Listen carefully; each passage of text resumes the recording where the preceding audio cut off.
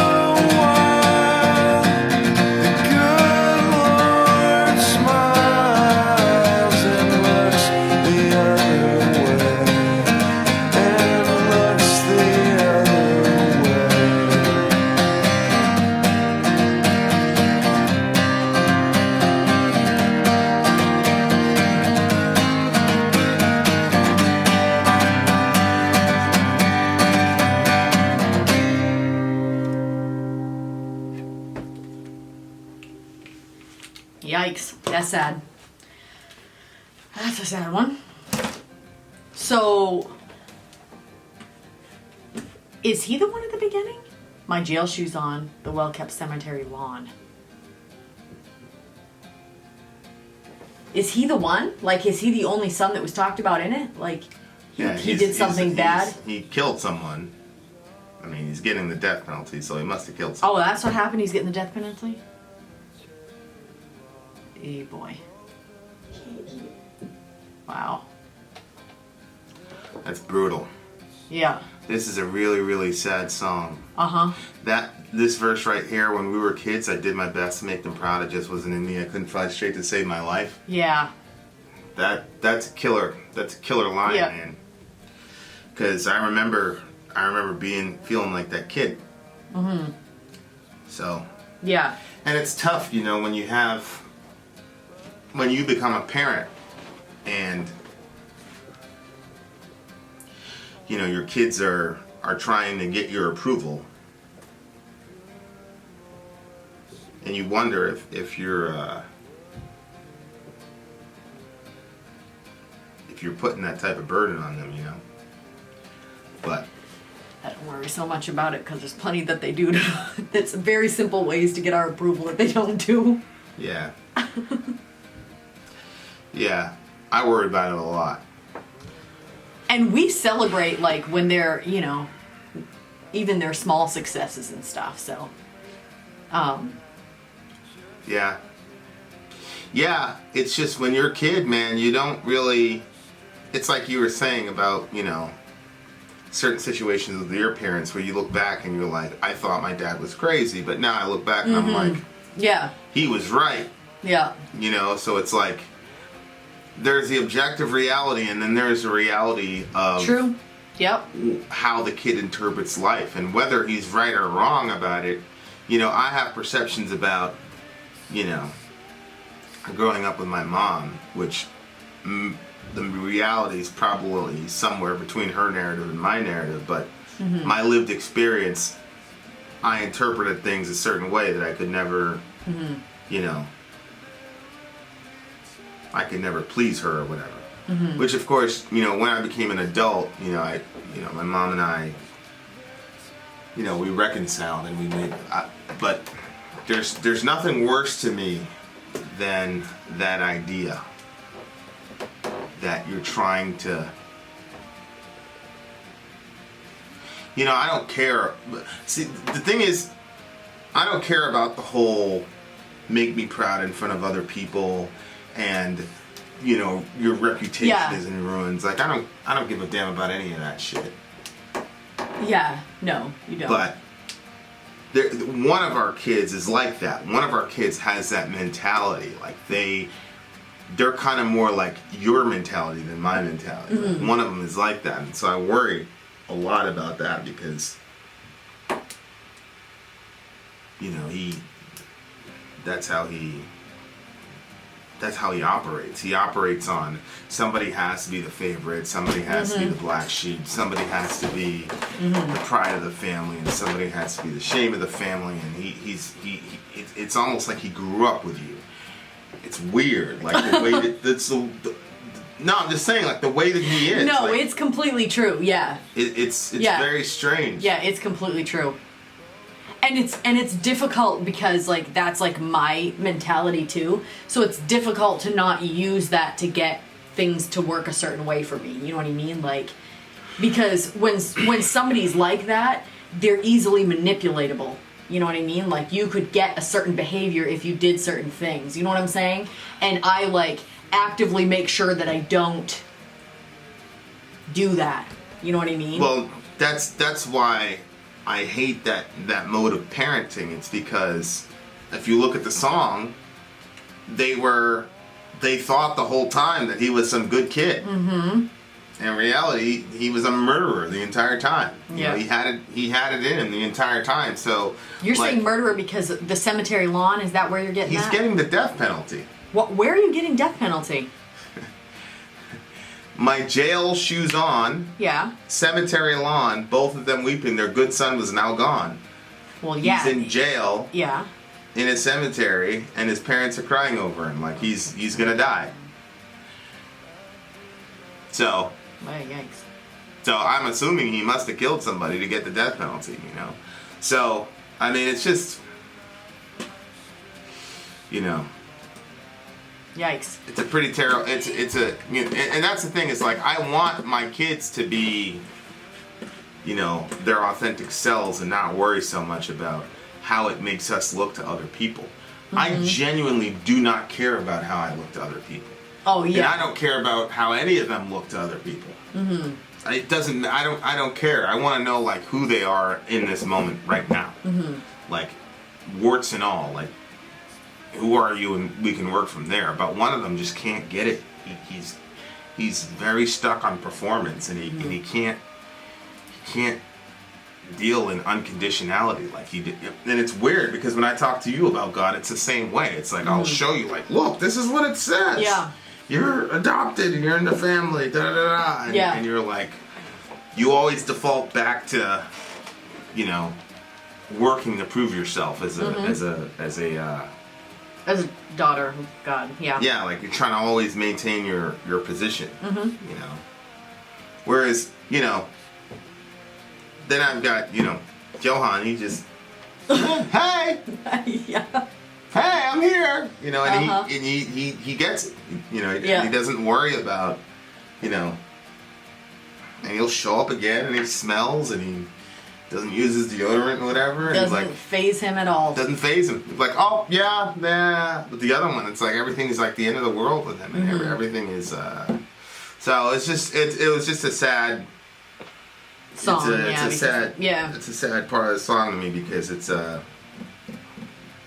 I think I've probably learned. I've read so many books about God and Christianity and other religions, but I haven't come close to learning about God as much as having the kids. Oh, yeah. It's not even close. And so like Yeah. feeling that heartbreak as a father, knowing that your kid isn't secure, and you're constantly saying like, what am I doing and how do I get it so that he can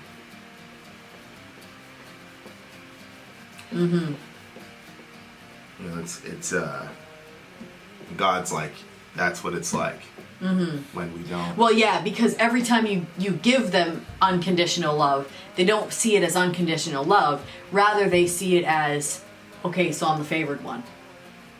You know what I mean? And well, then he does. That's what I'm saying. He sees it that way. Yeah. That's what I'm saying. Right. So it's hard because you can never actually experience unconditional love because of that. Right. And then when you do wrong, it's like it's not like you just feel like, oh my gosh. I know, because I'm the same way. If I screw up, I'm like, oh no. It's like the worst thing in the world, you know? And then when I do good, I'm like, okay, all right now. Yeah. You know? Yeah. I mean, if my kid killed someone or whatever, like, I cannot imagine worrying about other people's opinion. Yeah. Like, well, I mean, these are obviously that's people the last thing I would worry about. But I can think of a lot of families where that would absolutely be the concern. Yeah. I mean, when I went through my divorce, that was one of the things I was thinking was my parents' reputation. As Christians, their daughter went through a divorce, you know? Yeah. So, Yeah. and I know it affected them. I know it wasn't easy for them. They you know, it wasn't easy for them that I did that.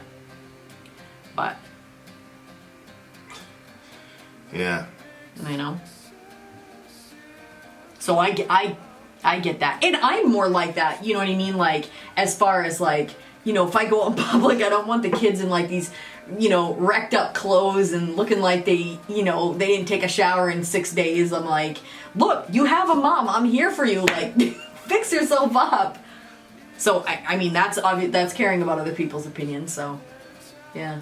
Yeah. I mean, I'm not entirely like that. Like, I would be more concerned if my kid killed somebody and I would be more concerned about my kid than what people were going to think about me because my kid did that. Yeah. Then the dad goes crying out to Jesus, Lord, I've always done what's right. Yeah, that's that mentality. As if your right doing somehow buys a good life for you Right. and your family. So suddenly you found a way to... God's now in your debt to Right. make your life Right. peaches and cream because Yep. you did what was right. Which is, whoever controls the God is the God. Seduct. Right. And which goes to, it's what we're going to attempt to address in the Bible Bash. Yeah. Zonia was very, very disappointed at the conclusion of the last one, but I did it to blackmail her into coming to the next one, which is what we're going to get into. Is she would have been there with her Pringles and her cat. Why do you do good things? Mm-hmm. And a lot of people do good things, especially when it relates to religion, because they're trying to use it as insurance for their life and their life of their kids. Yep. And God a lot of times shows up and says, nope. Right. You're not going to manipulate me just because you did a bunch of good stuff. That doesn't, nope. That's not how that works. You should love your neighbor regardless. Mm-hmm. Sorry.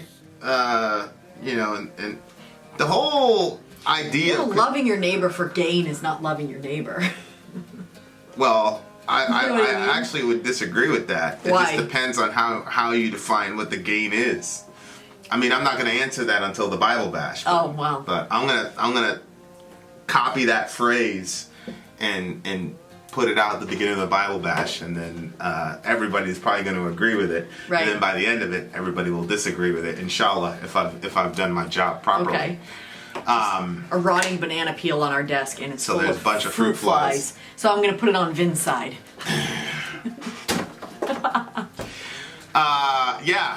But that's a very important line. Lord, I've always done what's right. Mm-hmm. That's a really deep line, because it's like, yeah, sure, but you're not the one on death row right now, fam. Yeah. Your kid didn't, because you raised your kid to worry about everybody's, you raised him to be an externally righteous person because you were worried about your freaking reputation. Right. And the whole time you were raising a killer and you didn't know, because you're so worried about other people's opinion that you didn't have the time to sit and look at what's going on with your kid. That I can't. And to let people into the inner workings of our relationship, like we had a very massive conflict about that one time. Mm-hmm. So I am more actively principled about situations, right? And you're sometimes reactionary. Mm-hmm. So I had this principle, like, so what? I don't care how he looks. Like, he's going there for God. Like, he doesn't. Who cares what other people think of him? And, there was a whole, big back and forth. And Like, I told him, I "You're agree. leaving, take a shower and get in clean clothes." Yeah. Didn't shower, didn't put the clean clothes, just put a jacket over all the dirtiness. Mm-hmm. I'm not good with that. And then he was saying, we went back and forth. Well, the issue was, you were like, well, then you can't go. You're not going to embarrass me. And I was like, all right, cool. I'll just hang out with him I for the day. didn't say to him, "You're not going to embarrass me." But, Yeah, but that was the subtext. that was the subtext of the Yes, entire I said, we're all going to be going to church with my family. Make sure you're all showered and ready to go. If you're not ready, then you'll be staying here. So I said, okay, he'll stay there.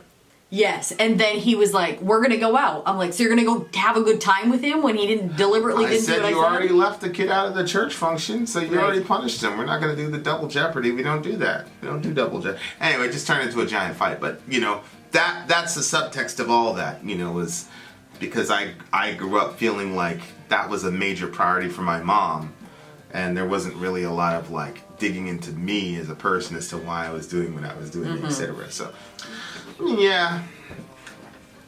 It's one of the things that we had a little disagreement about, but we got to it.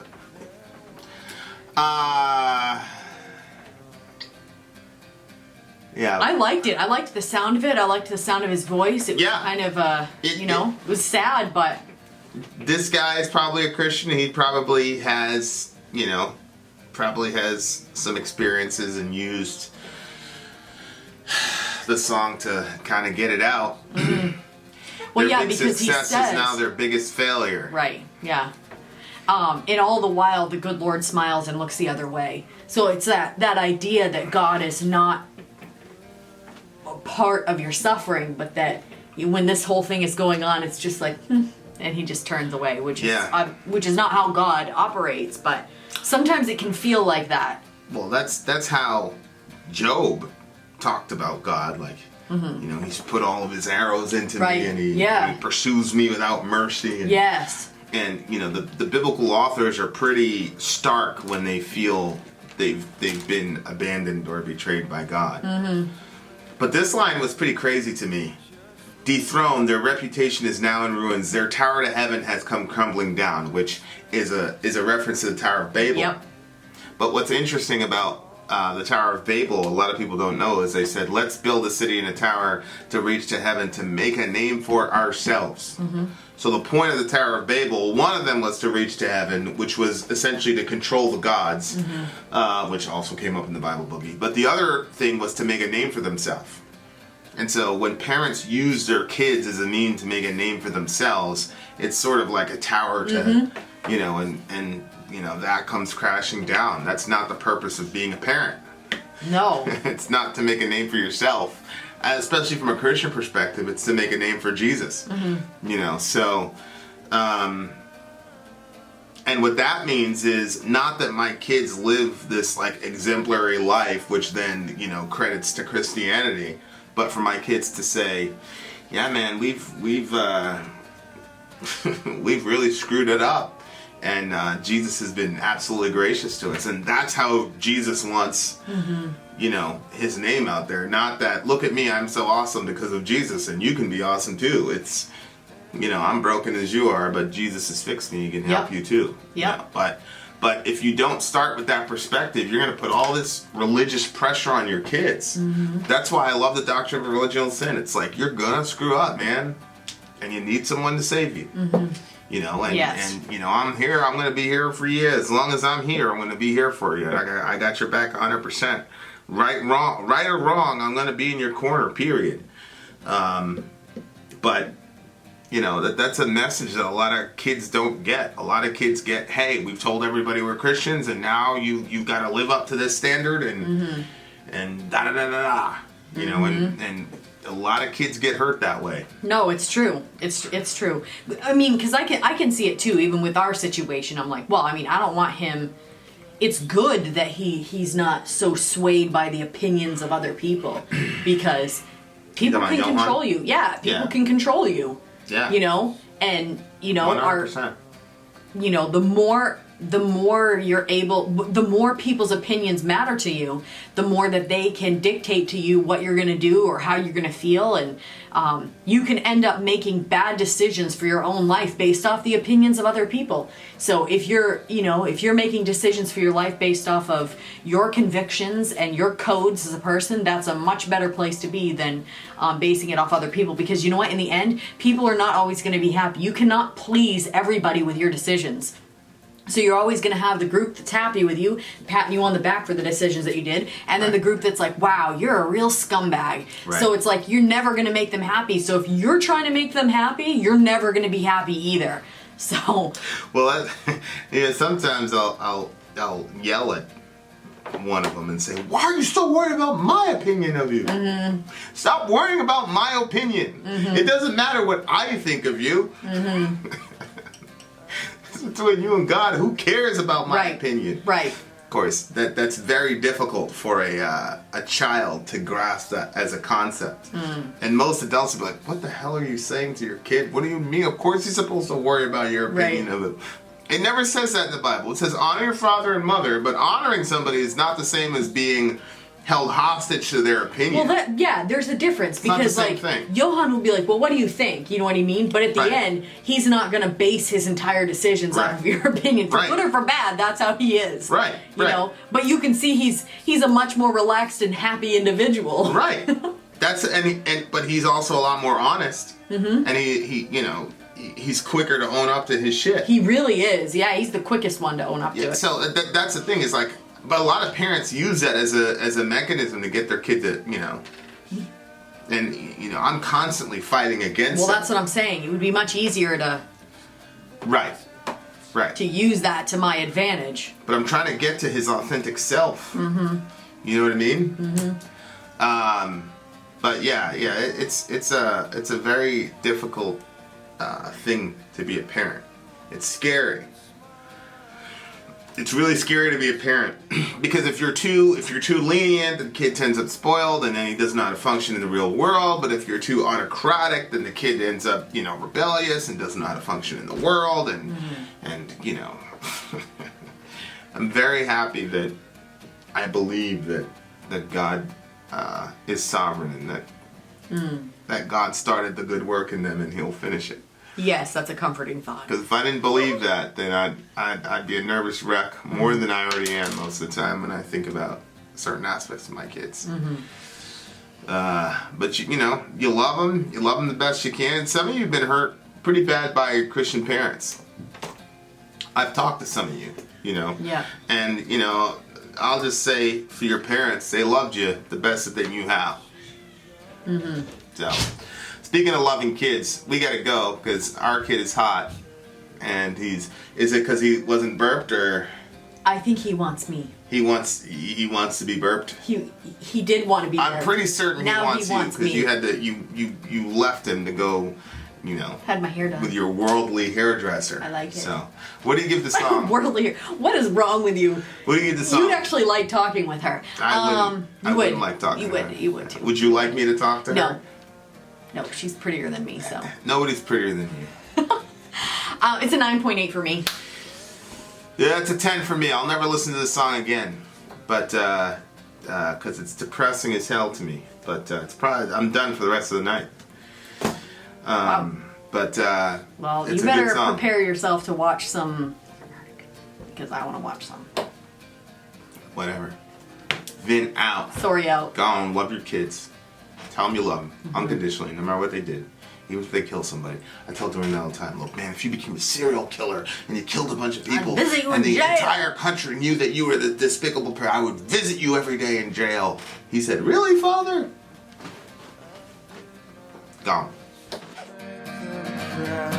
Just wasn't in me. I could not frustrate